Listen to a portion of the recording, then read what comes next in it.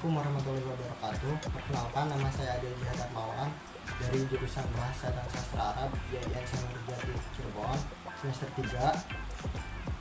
Di video ini saya akan menjelaskan mengenai fonologi, yang dimana fonologi ini adalah poin penting untuk mempelajari ilmu bahasa. Jadi mari simak videonya ya. Definisi fonologi. Konsep fonologi memiliki varian definisi yang datang dari kalangan ahli bahasa. Di antaranya yaitu Nikolai Trubetskoy yang mendefinisikan fonologi sebagai the study of sound pertaining to the system of language, yang berarti kajian tentang bunyi yang berkaitan dengan sistem bahasa. Lalu selanjutnya itu menurut Julia S. Falk yang menyatakan phonology is the study of all aspect of sound and sound system of language, yang artinya fonologi adalah ilmu yang mempelajari semua aspek bunyi dan sistem bunyi bahasa. Ranah kajian fonologi. Fonologi memiliki dua cabang kajian, yaitu fonetik dan fonemik. Secara sekilas istilah ini memang mirip, sehingga sering dirancungkan penggunaannya oleh orang awam. Tetapi bagi linguis, kedua ilmu ini adalah dua ilmu yang berbeda, sehingga perlu dipahami betul-betul pengertian dan cakupannya. Fonetik yaitu ilmu yang mengkaji bagaimana bunyi-bunyi bahasa direalisasikan atau dilafalkan, dan fonetik menyelidiki bunyi bahasa dari sudut tuturan atau ujaran. Dalam kurung farol, fonetik juga mempelajari cara kerja organ tubuh manusia, terutama yang berhubungan dengan penggunaan bahasa. Ahli bidang ini dinamakan fonetisian.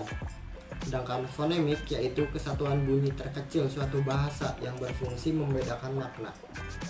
Ahli di bidang ini dinamakan fonologis. Istilah fonemik digunakan oleh para ahli bahasa dari Amerika, diantaranya itu Kenneth L. Pike, sedangkan para ahli bahasa Inggris menyebutnya sebagai fonologi.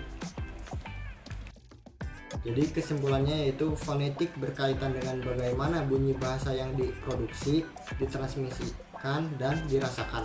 Sedangkan fonemik berkaitan dengan fungsi bunyi bahasa dalam hubungan satu sama lain dalam suatu bahasa. Dengan kata lain, fonetik adalah tentang bunyi bahasa, fonologi tentang sistem bunyi bahasa. Fonetik sebagai alat deskriptif yang diperlukan untuk mempelajari aspek fonologis bahasa. Jenis bunyi bahasa.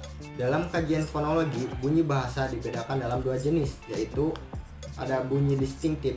Bunyi distintif adalah bunyi yang membedakan makna, atau lebih dikenal dengan istilah fonem. Dengan teknik minimal Faire atau oposisi fonologi, aliran ini dapat membedakan bunyi yang membedakan makna atau fonem. Semisal buku dan buka. Pada dua kata tersebut terdapat dua bunyi yang berbeda, U dan A, yang masing-masing membedakan makna. Oleh karena itu, dua bunyi tersebut merupakan fonem yang berbeda, U dan A. Lalu selanjutnya itu ada bunyi tidak distintif. Bunyi tidak distintif adalah bunyi yang tidak membedakan makna, yang bersifat fonetis, yakni hanya bunyi saja yang berbeda, tetapi makna yang dimaksud sama. Hal ini dapat dilihat pada oposisi dua kata dalam bahasa Indonesia. Contohnya yaitu syukur dan syukur. Pada dua kata di atas terdapat dua bunyi yang berbeda. Ada sya sama sa, yang masing-masing tidak membedakan makna. Oleh karena itu, dua bunyi tersebut merupakan fonem yang sama, yakni fonem S, yang memiliki alofon yang berbeda. Bunyi bahasa menurut Nikolai Trubetskoy memiliki ciri dan fungsi, yaitu kulminatif, yaitu untuk menunjukkan berapa unit bunyi dalam kalimat. Lalu ada delimitatif, untuk menandai batas antara unit-unit bunyi.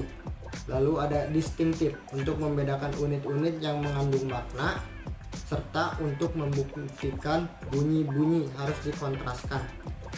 Struktur bunyi dijelaskan dengan memakai kontras atau oposisi.